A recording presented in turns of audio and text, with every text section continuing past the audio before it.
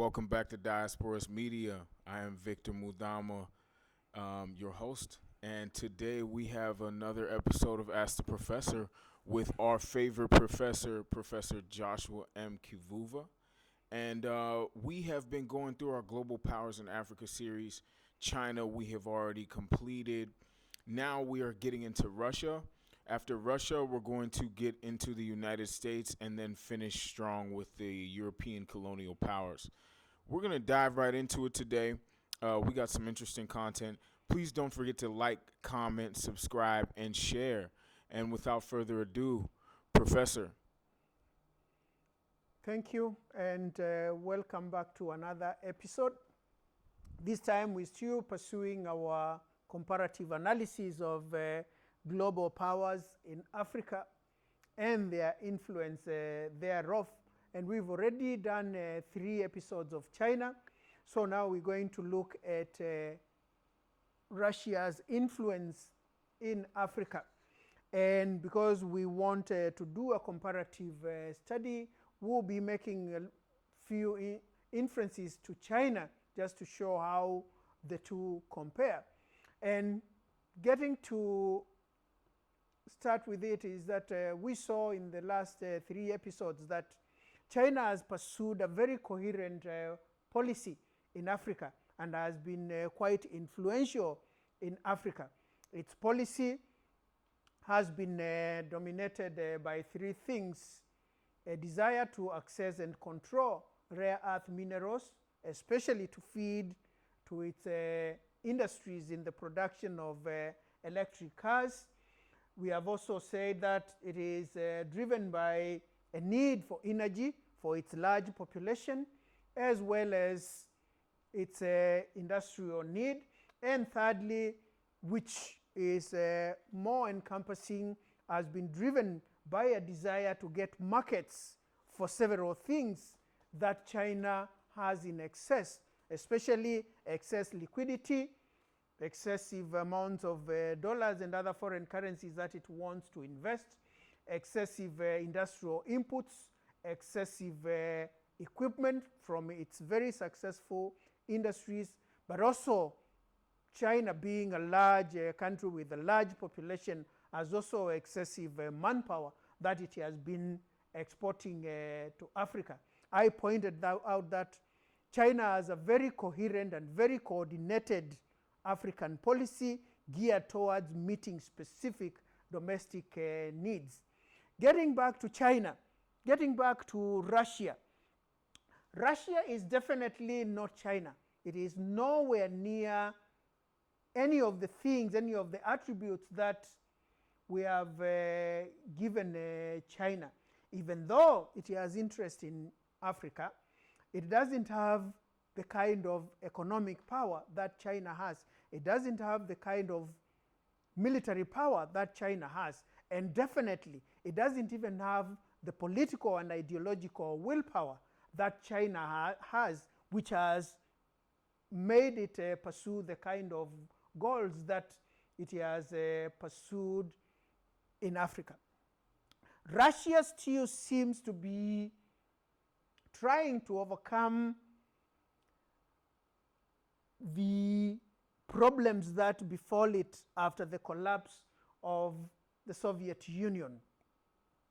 Russia still lives within the shadows of its the former Soviet Union, which was a true global player and a true superpower. After the collapse of the Soviet Union, almost 15, close to 15 republics broke from the former Soviet Union, although it left Russia a very large mass of land, almost comparable to China. But in terms of power, in terms of political power, in terms of economic power, in terms of even military power, Russia has been quite weakened. And if we look at Russia the last 20 years, especially the ones that we've been looking for in China, you find Russia has been quite weakened, but has also been occupied with trying to recapture these territories, but also trying to recreate the power, recreate everything that was the Soviet Union during during the Cold War period.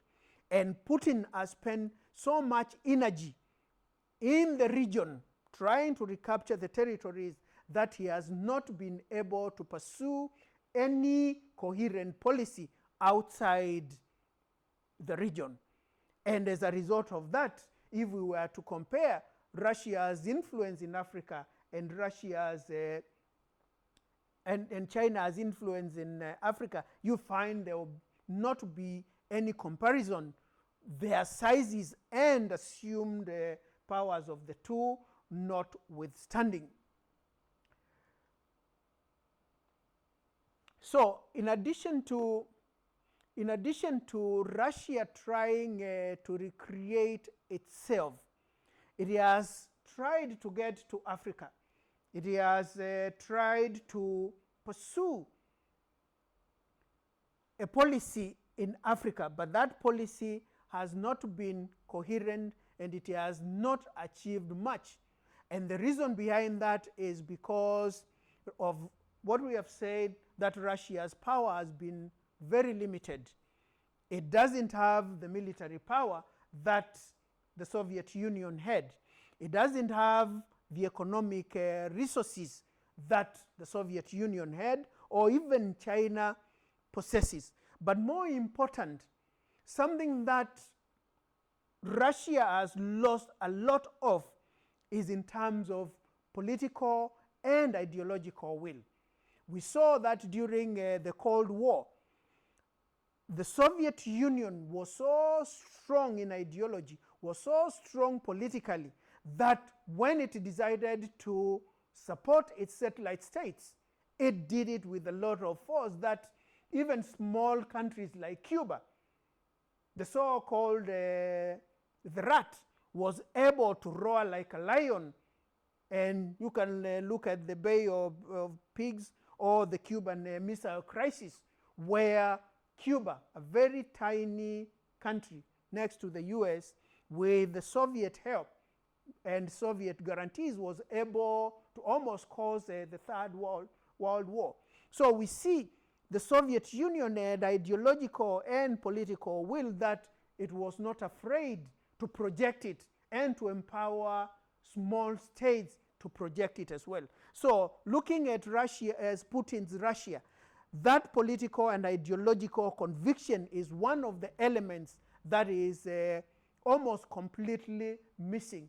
That even when Putin and Russia in general go to Africa to help an African leader, we still do not see any enthusiasm that is comparable to what the Soviet Union had.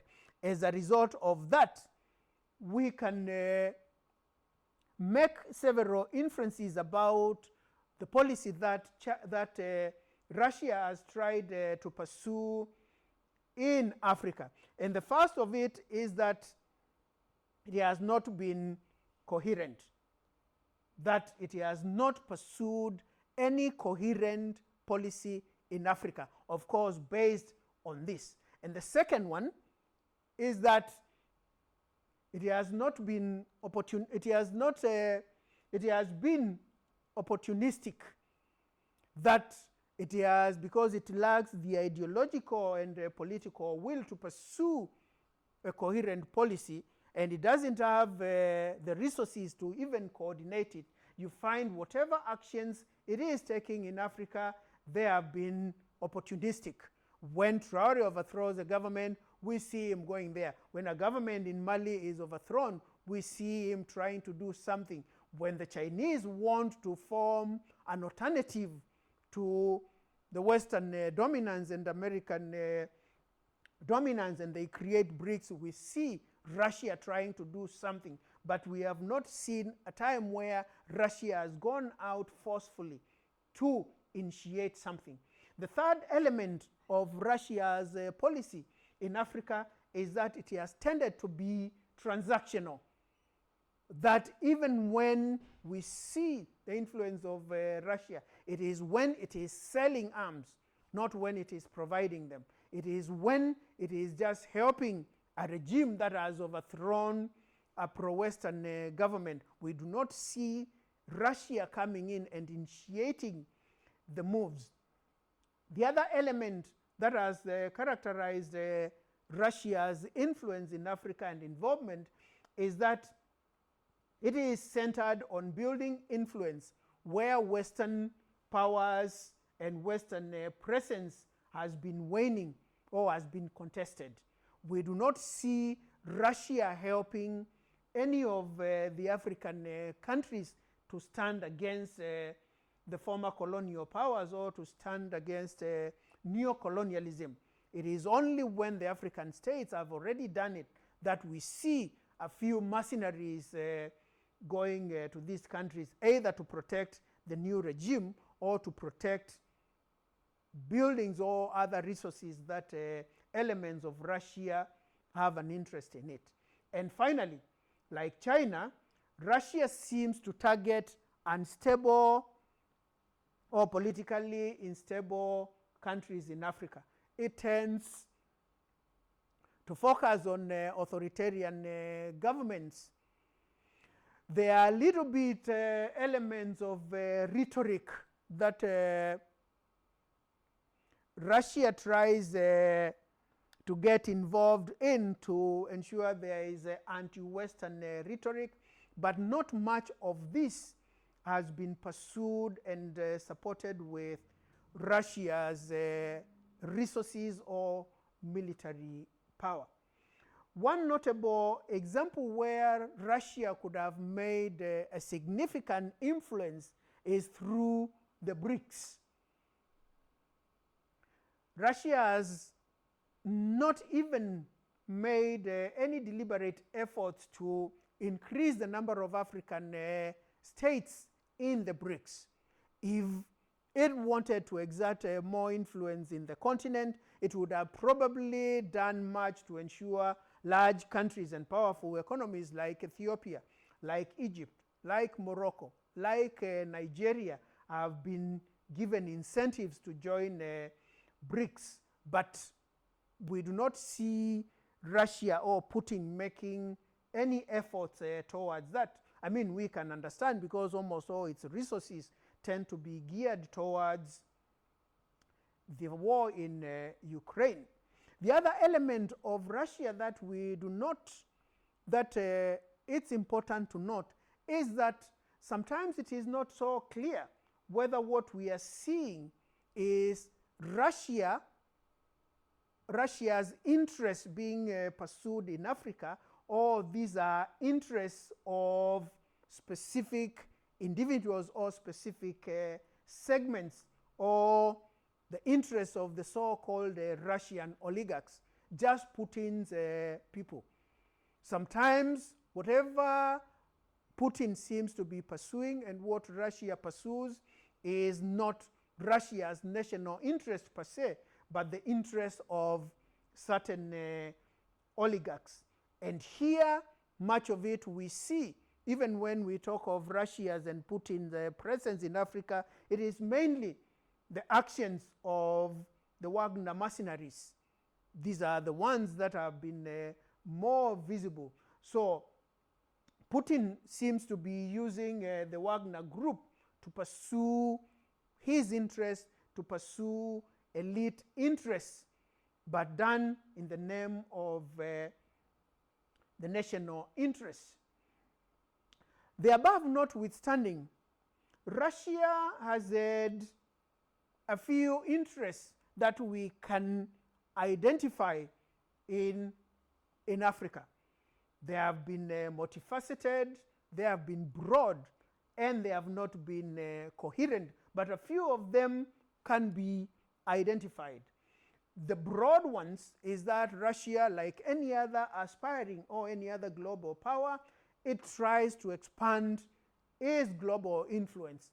So whatever policy it is pursuing, whether it is achieving it or not, is aimed towards expanding its global power.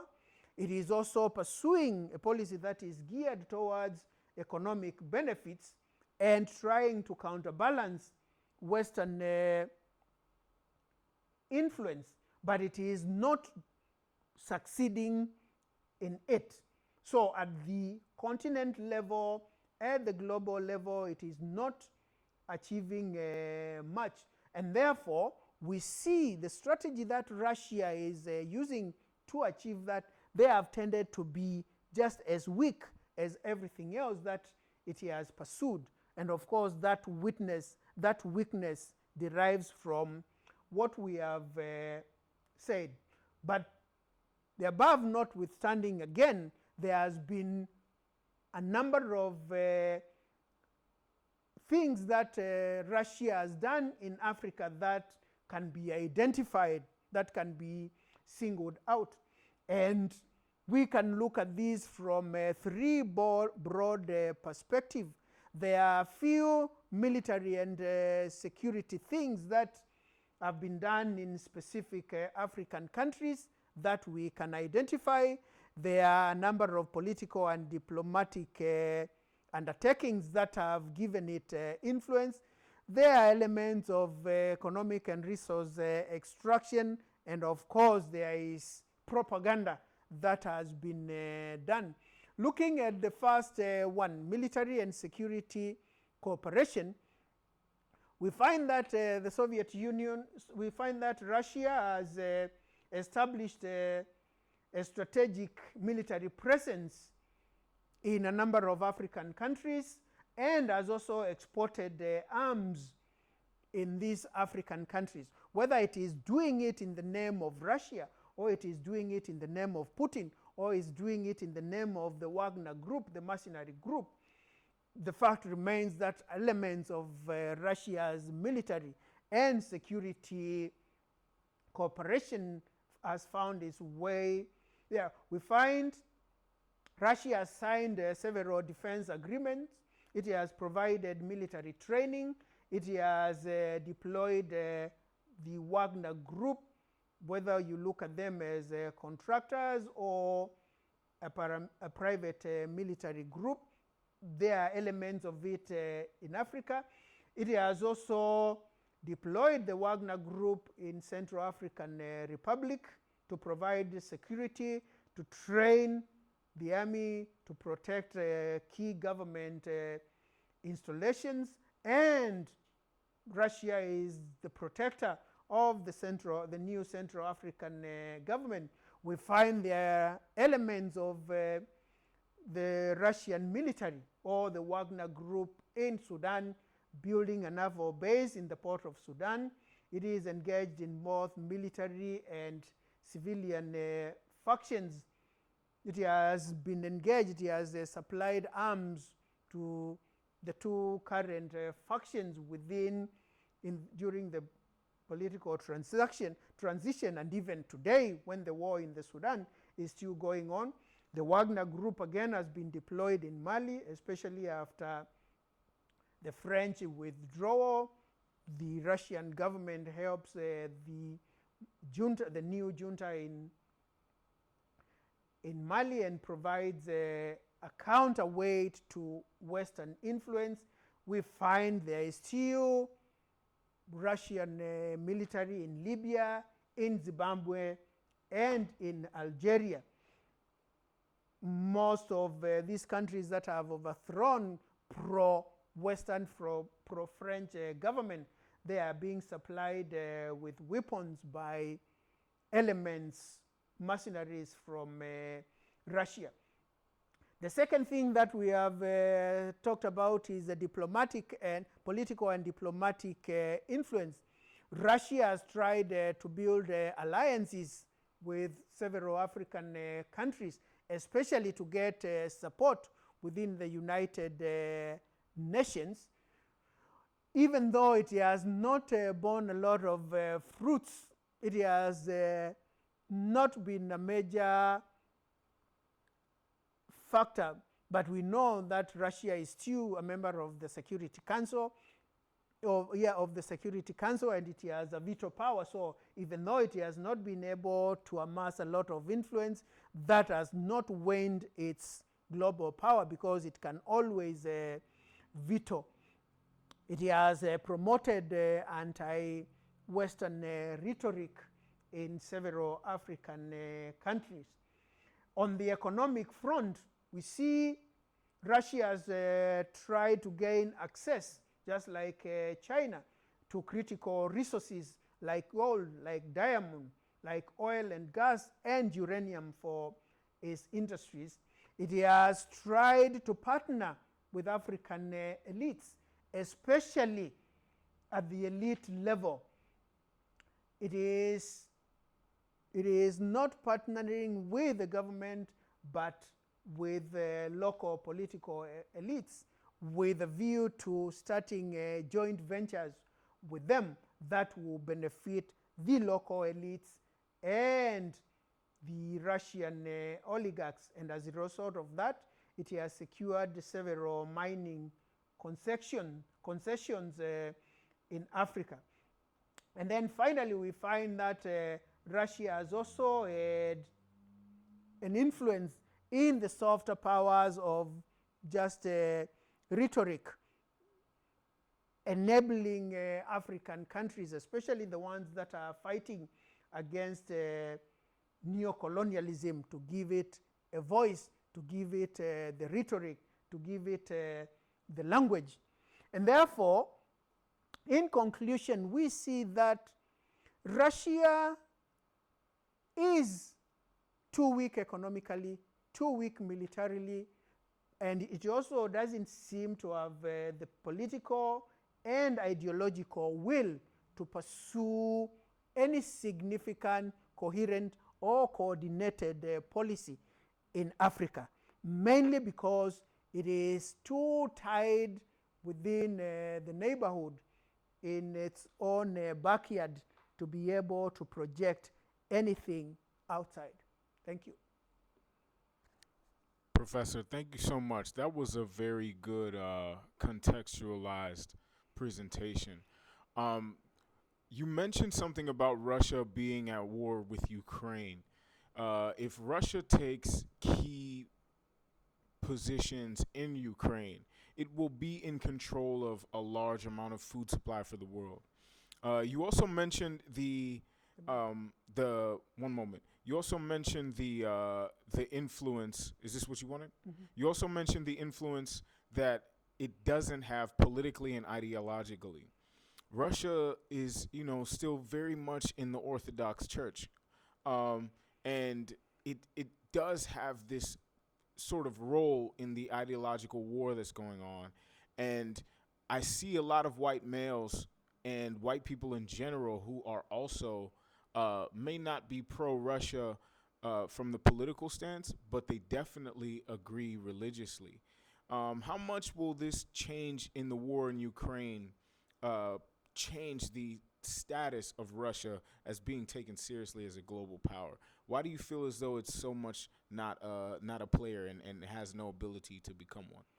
You see, as long as it is still not able to recreate the former Soviet Union. Remember, the power was with the Soviet Union. Soviet Union was number 2 or number 1, depending on your ideological inclination. Right now, we already know the number 1 and we already know the number 2. And even if we don't agree which is number 1 and which is number 2, whichever side you pick, you find the 2 biggest one will be China, will be the United States. The third one might actually not even be Russia, but the European Union. So now, Russia will have to do much more to be able to be recognized as a major power. And as a power that, to rise to be a power that will be either number 1 or number 2, it will have to do much more than just the religious thing you are talking about. But the first thing that it must do to convince everybody that it has matured enough, it is to control all this and bring them back. And remember, conquering them is one thing. Governing them, it's a different one. So it can still conquer all of them, which I contend it is impossible. But even if by a miracle it did, ruling them and governing them will still pose such a big problem that probably for the next 3 or 4 decades, it might not be able to do anything outside that region. Wow, that's a very interesting analysis. This was a really good talk. I believe that this kind of shows how much Russia is kind of disinterested in Africa, whether by necessity or by just by circumstance. But Russia has its hands full, so it's not really worried about it. Thank you so much, Professor. I look to continue to rise in this discussion for the global powers in Africa. Is there anything else you want to culminate this talk in before we leave? Yeah, please just, if you have a chance, read the China piece so that you can understand Russia's within that specific context. Thank you. Thank you so much. Please like, comment, share, and subscribe. This is Diaspora's Media. I'm Victor Mudamo. This was another episode of Ask the Professor.